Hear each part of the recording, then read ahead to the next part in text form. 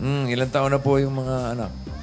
Yung isa 28, 21, saka isang 19. Malalaki na. Mga nag-aaral pa. Isa Pwede na lang. po ba sasagot tayo walang A sa umpisa? Diretso na po, ha? Diretso na po natin. Sayang po yung oras natin, ha? Tumatagal, no? Ilan pa nag-aaral? Isa na lang. Yan. Yan. Anong grade na? Oo, wala sa Sabi dali. ko lang, ay, nakakaba ng oras. Sumusunod tayo sa mga utos. Sige po. Mga Grade panuntunan. Anong grade? 11. Grade 11. Malapit na mag-graduate yun, ano? Yes, sir. Isang taon na lang. 1 year na lang. Ano ba ang trabaho mo? Yan ang sinasabi natin eh. Nakakailang ka na, Jose. Nakadalawa na po kayo. May score sheet ba kayo dyan? Meron, dalawa na po. Ano po ang trabaho ninyo? Tumatlo pa. Tatlo na. May score sheet Tatanggalin po tayo, natin. ha?